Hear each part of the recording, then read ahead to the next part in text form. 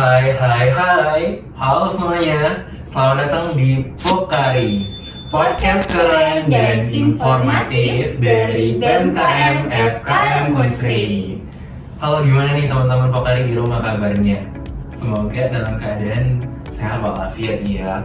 Kenalin, aku Farhan dan aku juga gak sendirian pada siang hari ini. Aku ditemenin sama partner aku nih, yaitu Halo semuanya, kenalin aku Naila. Oke, kita bakal ngapain sih Nay hari ini? Oke, ternyata kita bakal ngebahas tentang beasiswa nih Kak di podcast kali ini. Kita bakal kedatangan tamu spesial nih Kak. Oh iya, bener banget nih. Kita bakal kedatangan tamu spesial yaitu Kak Nita. Halo Kak Nita. Halo. Oke, boleh nih Kak untuk disapa-sapa teman-teman Pokari di rumah. Oke, halo teman-teman Pokari. Jadi kenalin, aku Nita Amelia Putri. Aku mahasiswa Kesehatan Lingkungan semester 7 dari Fakultas Kesehatan Masyarakat Universitas Sriwijaya. Salam kenal semuanya. Halo, salam kenal Kak Nita. Oke.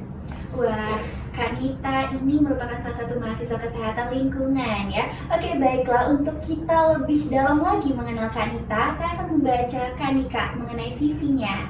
Jadi Kak Nita itu mahasiswa kesehatan lingkungan tahun 2021 ya Kak ya. Bener banget. Dan peraih GPA 4,00 nih Kak. Wah, berarti IPK-nya sempurna tuh. Iya betul banget, udah mahasiswa akhir nih ya Kak ya. Tapi IPK-nya tetap sempurna. Wow. Dan juga teman-teman, Kak Nita peraih beasiswa 2 juga nih Kak, 2 beasiswa. Berarti Kak Nita benar-benar cocok ya untuk jadi narasumber kita pada siang hari ini nih Kak Nay. Betul, karena bakal menginspirasi teman-teman sekalian. Nah, jadi Kak Nita ini peraih beasiswa Bank Indonesia di tahun 2023 dan juga peraih beasiswa Sobat Bumi di tahun 2024. Wow, masih fresh banget ya Kak? Bener banget, Nah, ternyata di balik itu semua, Kak Nita itu mempunyai pengalaman prestasi nih Kak, di bidang akademik maupun non-akademik. Oke, seru banget nih. Kalau kita lanjutin pembicaraan kita terkait beasiswanya aja gimana nih, Nay? Boleh banget tuh Kak. Oke, Kak Nita boleh tahu nggak sih kakak tertarik menjadi beasiswa tuh kenapa ya Kak? Ada inspirasi khusus atau hal yang kakak alami nggak sih dulu tuh sehingga memotivasi kakak? Oke, jadi alasan aku kenapa ikut beasiswa itu, jadi udah mulai dari sebelum masuk kuliah, aku udah bikin beberapa list apa-apa aja sih yang harus aku raih gitu ketika aku udah masuk ke dunia perkuliahan. Hal ini tuh termotivasi dari role model aku di bidang pendidikan, yang mana mereka itu keren banget gitu, bisa kuliah S1, S2 pakai beasiswa.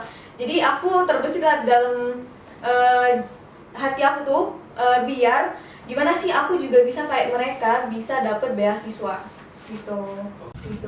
Oke, keren banget ya, berarti udah ada motivasi dari Role role modelnya tadi. ya. Nah, kalau boleh tahu role model kakak itu siapa sih Kak? Motivator yang paling kakak inspirasi gitu Kak? Oke, jadi mungkin kalian kenal ya sama Kak Zafira Akila, yang mana dia tuh bener-bener keren banget orangnya, berprestasi, terus kuliahnya di luar negeri pakai beasiswa, dan juga tata cara dia berbicara tuh wah beneran kelihatan kayak orang yang punya ilmu yang tinggi. Wah, bener banget sih. Kamu juga suka Kak Zafira nggak sih, Nay? Iya betul banget sih, aku juga kayak terinspirasi gitu Kak tentang Kak Zafira. Oke, nih kakak kan udah ada inspirasi nih dari Kak Zafira, dan dia juga dapat beasiswa ya Kak untuk kuliahnya. Kakak sendiri nih Kak, ada tips nggak sih Kak? Kan beasiswa tuh banyak ya Kak. Gimana sih kalau cara kakak untuk pilih-pilih beasiswa yang cocok nih sama kakak? Oke, jadi untuk pilih-pilih beasiswa yang cocok itu, kan di Indonesia ini ada banyak sekali beasiswa ya yang ditawarkan dari instansi pemerintah maupun pihak-pihak NGO gitu. Jadi yang pertama itu kita perlu bikin list dulu ya, beasiswa-beasiswa apa aja sih yang disediakan untuk S1 gitu.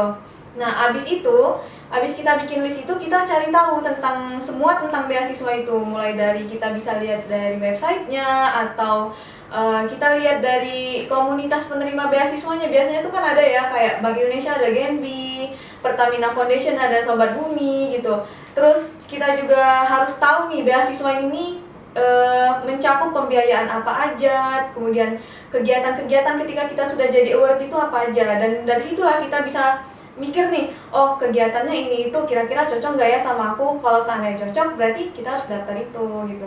Oh bener banget sekaliannya. Berarti kakak selain dari website resmi ada sumber-sumber lain nggak sih kak untuk cari informasi terkait beasiswa? Untuk sumber lain, biasanya aku nonton nonton di YouTube ya, terkait beasiswa apa aja sih yang tersedia untuk mahasiswa S1, terus juga bisa kita lihat di Instagram kayak pencari beasiswa, semuanya itu bisa kita manfaatin, atau bisa juga kita lihat di IG BEM Fakultas, biasanya ada kan pembagian kayak info-info pendaftaran beasiswa gitu, di situ juga bisa kita lihat. Oke, berarti kita harus aktif di sosial media gitu ya kak, Iya, mencari informasi-informasi, karena kan memang banyak banget tuh kak ya beasiswanya.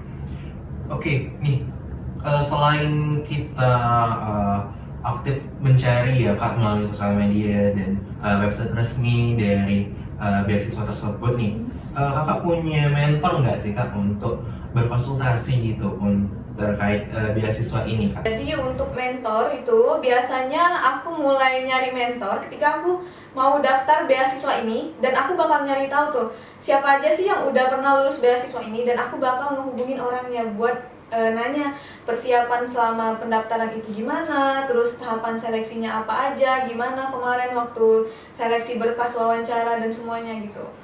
Oke, berarti Kak Anita nih emang well prepared ya setiap untuk daftar beasiswa itu nggak yang baru buka langsung daftar aja gitu. Harus ada mentor yang langkah awal Kak Anita gitu ya kak, Benar. dalam mendaftar beasiswa itu. Karena kan memang banyak banget tuh ya kak persiapan dalam mendaftar beasiswa. Oke, menurut kakak emang mentor tuh penting banget ya kak? Atau sebenarnya kalau nggak ada mentor kita juga nggak apa-apa nih? Oke, sebenarnya juga kalau kita nggak ada mentor nggak apa-apa ya. Cuman alangkah baiknya kalau kita punya mentor tersendiri, dalam artian kita bisa nanya tuh kan pendaftarannya tuh gimana sih kak. Jadi kita beneran ketika kita mendaftar itu nggak buta-buta banget tentang pendaftaran seleksi beasiswa itu. Jadi Oke, berarti emang untuk langkah awal ini adanya mentor itu penting ya kak? Betul. Nah, jadi kak dalam kakak tuh pasti konsultasikan mengenai hal tersebut. Itu dalam mendaftar beasiswa ada esai dan juga wawancara ya kak. Iya. Tahap-tahapannya. Nah, dalam menulis esai itu gimana sih kak cara kakak buat ngepastiin kalau beasiswa kakak itu esai kakak itu diterima oleh beasiswa itu kak? Oke, jadi untuk esai yang pertama kita perlu lakuin itu ya, yang pertama itu riset tentang, dan juga kita sesuaikan nih sama tema yang dipersyaratkan oleh pembuat beasiswanya. Kayak kemarin seleksi beasiswa Pertamina Sobat Bumi itu temanya tentang net zero emission. Jadi bagaimana sih cara kita berkontribusi dalam net zero emission tersebut. Nah, di situ kakak riset dulu nih langkah-langkah apa sih yang termasuk dalam langkah net zero emission, dan di situ kemarin nemu salah satunya itu adalah berjalan kaki.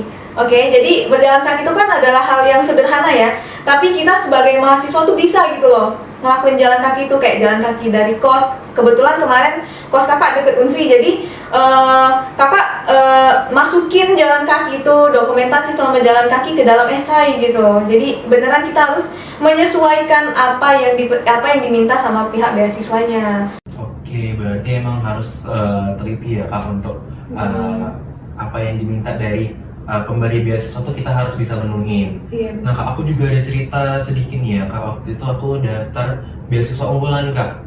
Itu kan aku pertama kali sih itu daftar beasiswa, dan ternyata wah itu administrasinya panjang banget, ada banyak berkas yang perlu disiapin, bolak-balik dari rumah ke kampus, ngurus ke Jadi TU. kayaknya menceritakan Wah, ke saya ya. bener-bener Iya juga ya. bener-bener.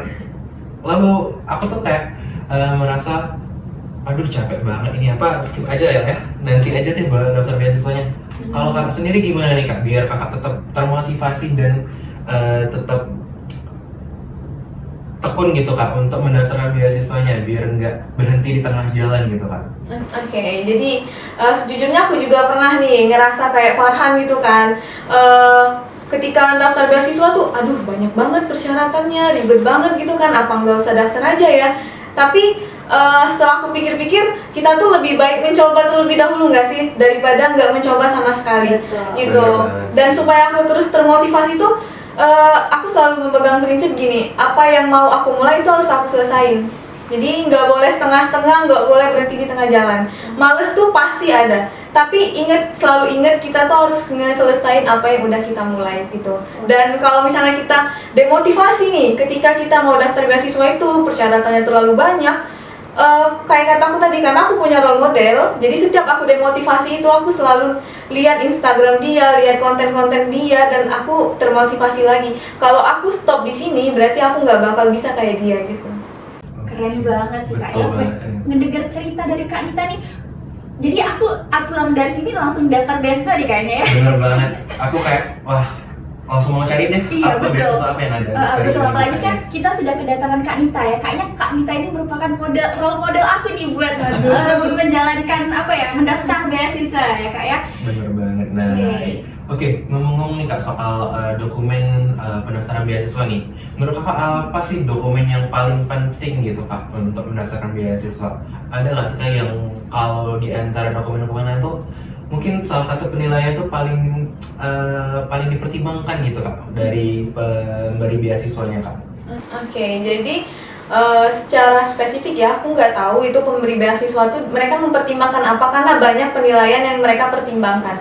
Tapi yang paling penting kan sekarang beasiswa itu banyak sekali mempersyaratkan supaya salah satunya itu aktif di kegiatan sosial maupun organisasi ya kan. Jadi ini yang menurut aku nggak boleh dilewatkan, karena bisa jadi poin plus kita adalah surat keterangan aktif organisasi. Terus juga jangan lupa piagam prestasi kita.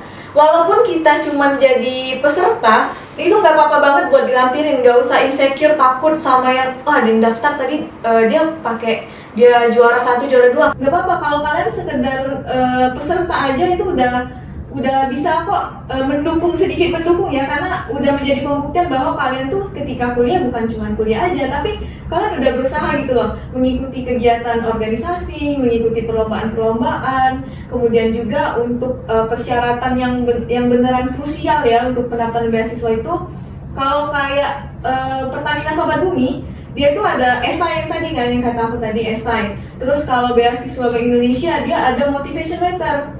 Dan itu semua itu jangan asal bikin aja gitu loh, tapi disesuaikan lagi sama kebutuhan yang mereka minta.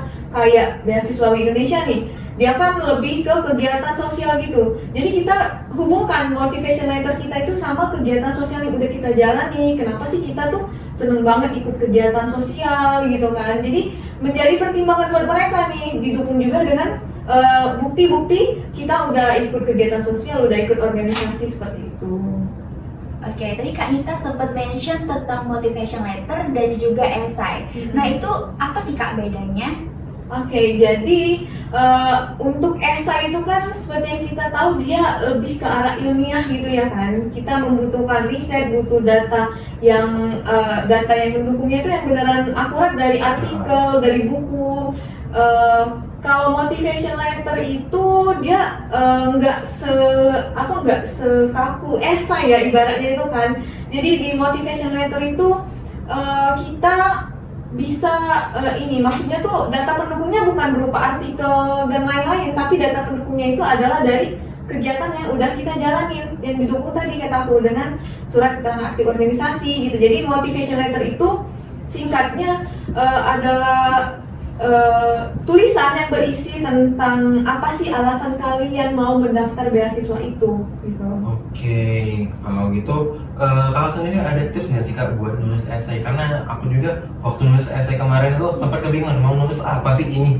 Oke, jadi untuk menulis esai ini ya tips dari aku yang pertama itu perbanyak baca dulu baru bikin esainya. Kita perbanyak baca dulu, kita perbanyak referensi, dan bikin esai ini nggak 1-2 hari jadi gitu, nggak. Jadi kita bisa nyicil dikit-dikit dulu nih. Kalau udah dapet bahan bacaan, kita bisa nyicil esainya di paragraf 1, paragraf 2. Dan untuk bikin esai ini juga kalau kalian udah selesai itu jangan langsung dikumpul gitu, tapi kalian proofreading. Nanti kalian baca lagi, itu kalian kasih jeda lah berapa hari ya dari kalian habis selesai bikin itu, kalian baca lagi. Kemudian kalau misalnya ada yang kalian ngerasa ini kurang cocok, kalian bisa ganti. Dan lebih baik lagi kalau misalnya kalian tuh bisa berkonsultasi sama awardee sebelumnya gitu. Kak, boleh nggak Kak tolong lihatin esai aku ini, kira-kira menurut kakak udah gimana nih, udah bagus belum kalau aku submit buat pendaftaran beasiswa ini.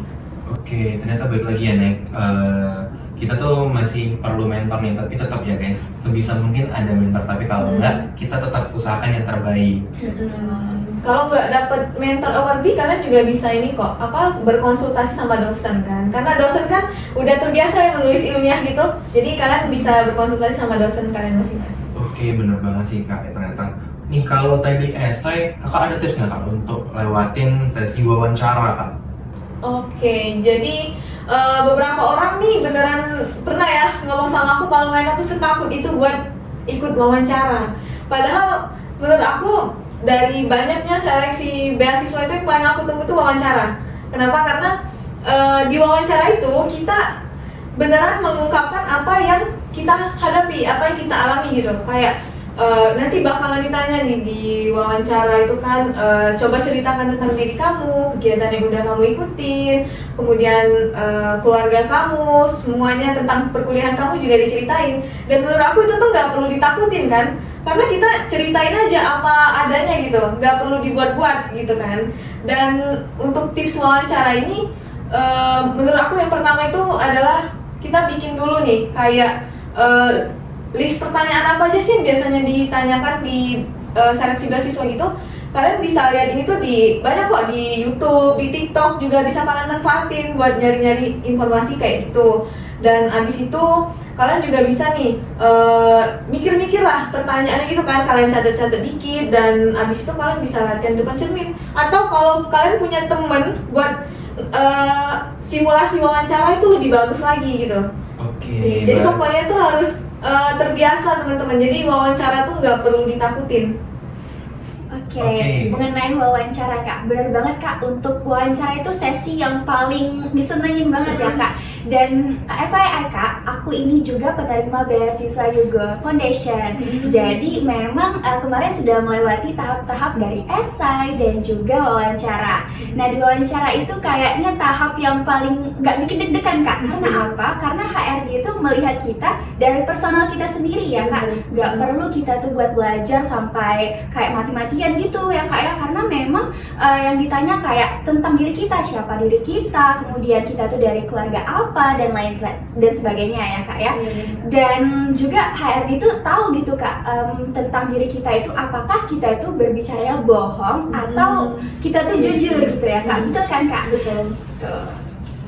Jadi dari situ HR itu melihat nih apakah kita tuh berpotensi itu sih, apakah kita tuh layak menerima beasiswa itu. Karena kan memang HRD itu pernah menanyakan kan Kak bahwa gimana sih kami sebagai tim HRD itu layak untuk memilih kamu. Pasti ada kan Kak pertanyaan yang begitu. Nih Nay, kamu waktu daftar beasiswa kemarin wawancaranya ada nggak sih nih pertanyaan yang kamu nggak prepare nih untuk jawab pertanyaan tersebut? Untuk pertanyaan yang nggak prepare mungkin pertanyaan mengenai apa ya, isu-isu mungkin ya Kak, isu terkini. Karena memang ada beasiswa yang bertanya untuk apa sih isu terkini yang kamu tahu dan boleh jelaskan gitu Kak. Karena memang beasiswa saya dari awal menjadi mahasiswa baru itu udah ambis banget buat daftar beasiswa Kak. Jadi udah ngelewatin banyak banget beasiswa yang gagal, kayak dari tahap administrasi gagal Kak pernah, terus itu tahap wawancara juga sampai itu gagal. Jadi alhamdulillah dapat beasiswa ini dan juga udah melewati berbagai tantangan-tantangan yang dihadapi gitu Kak. Oke, nih kalau Kak Nita sendiri nih, ada nggak sih Kak tips biar kita tuh nggak mudah menyerah dalam mendaftar beasiswa nih Kak? Oke, tadi udah dijelasin kan kalau misalnya kita tuh berpegang prinsip lah pada kita harus menyelesaikan apa yang udah kita mulai. Terus juga kalau kalian inget lagi nih tujuan kalian daftar beasiswa tuh apa sih? Dan dari situlah kita tuh bisa mikir gitu, kalau kita udah mau nyerah berarti kita nggak bakal ngewujudin apa yang kita pengen tadi. Dan juga kita bisa yang kata tadi, kita nonton lagi tuh role model kita, konten-konten dia, gimana sih menginspirasinya dia. Dan kalau kita stop di situ berarti kita nge-stuck cuman jadi gitu-gitu aja, nggak bisa jadi kayak dia. Oke, relate banget sih ya. Nah, kita juga kayak gitu sih. Pasti ada masa-masanya kita kayak, aduh gagal terus. Akhirnya kita lihat-lihat lagi role model kita, ingat lagi apa nih tujuan awal kita. Betul. Kalau dari kakak sendiri kak, ada nggak sih kak pengalaman kayak Nela tadi nggak prepare untuk jawab sebuah pertanyaan waktu wawancara? Kalau kakak kemarin emang kayak gimana nih kak cara ngatasinnya? Oke, jadi untuk pertanyaan nggak prepare ya, sebenarnya kalau dia cuma menanyakan tentang diri kita itu enak banget buat jawabnya kan, karena kita nggak perlu persiapan yang beneran dari malam ke pagi belajar segala macam itu. Cuman beberapa beasiswa ini biasanya dia menanyakan tentang esai yang udah kita buat, atau dia menanyakan tentang instansi mereka itu, kebijakan yang udah mereka buat apa aja, kemudian mereka tuh bergerak di bidang apa, kamu tahu nggak tentang istilah ini segala macam itu. Untuk menghadapi ketika kita nggak tahu, itu kita jangan ngomong, maaf pak bu aku nggak tahu, jangan, itu bakal langsung di blacklist sih kalau menurut aku ya. Jadi sebisa mungkin sepemahaman kalian, baik pak bu menurut yang saya tahu gitu, bla bla bla bla bla. Ya udah lumayan gitu, mereka nggak bakal ngejudge kalian. Yang penting gimana sih mereka tuh melihat ketenangan kalian ketika menjawab gitu. Jawab aja yang apa yang kalian tahu guys, jangan langsung ngomong nggak tahu pak bu, maaf ya nggak tahu gitu. Oke, berarti benar-benar harus diusahakan untuk dijawab semua ya kak, nggak boleh langsung di skip. Aku nggak tahu nih pak, nggak boleh gitu.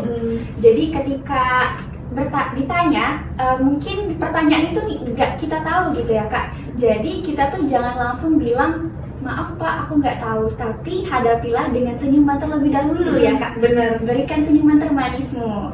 Lalu kita di situ berpikir kan. Jadi atau kak, di sini saya boleh kasih saran kalau misalnya kita nggak tahu nih jawaban dari pertanyaan dari HRD tersebut, kita bisa nih kak buat nanya kembali. Kayak misalnya, maaf pak boleh diulang kembali pertanyaannya. Jadi setelah kita bilang seperti itu, otak kita nih berpikir gitu loh Ada untuk waktu menjawab. dulu ya, Ada waktu jeda buat pikir ya. Iya betul kak. Jadi kayak nggak langsung jawab nggak tahu gitu ya kak. Tuh. Oke, selama kakak mendapatkan beasiswa nih, baik dari Bank Indonesia maupun Sobat Bumi nih kak, ada nggak sih kak tantangan kakak selama waktu menjalani mendapatkan beasiswa tersebut, kayak kewajiban-kewajibannya gitu kak? Oke, jadi untuk tantangan yang berarti banget tuh nggak ada ya guys, karena itu udah konsekuensi kita udah milih mau daftar beasiswa, itu berarti kita harus ikut segala kegiatan yang diadakan oleh pihak pemberi beasiswanya dan juga komunitasnya kan. Cuman yang menjadi tantangan kemarin karena mayoritas yang kayak Bank Indonesia kan di Palembang gitu, terus Pertamina juga di Palembang gitu kan, jadi banyak kegiatannya itu di Palembang. Jadi kalau kakak kemarin dari Indralaya itu kan harus bangun lebih pagi, datang lebih pagi, nyari travel gitu. Cuman kendala di transportasi aja sih gitu. Berarti emang karena lebih banyak kendala di transportnya ya kak? Oke, mungkin dari Kak Nita itu lebih banyak kegiatan offline ya Kak? Iya benar. Betul. Nah, jadi Kak kalau boleh cerita, itu di beasiswa aku, beasiswa Yuga Foundation, itu online semua Kak. Jadi memang beasiswanya dari mahasiswa baru sampai akhir dari S1 gitu. Jadi 8 semester itu. Nah, kalau lewat dari 8 semester itu udah nggak dapet lagi beasiswanya Kak. Dan semua kegiatannya tuh benar-benar pure online. Jadi kita yang dari seluruh Indonesia itu kayak kegiatannya tuh ada Zoom, webinar, tapi Kak dengan skala internasional. Kayak kemarin pernah webinar dengan mahasiswa-mahasiswa dari India gitu Kak. Jadi kita nih yang dari Indonesia bisa sharing-sharing nih Kak dengan internasional, dengan ada kemarin India, kemudian ada banyak juga dari pokoknya organisasi-organisasi lain seperti itu Kak yang tergabung dalam Innotech Foundation seperti itu Kak. Keren banget. Keren banget sih Nayla. Jadi the next Kak Nita banget nih kayaknya nanti. Kan Kak Nita motivator. Wah benar banget sih Nay.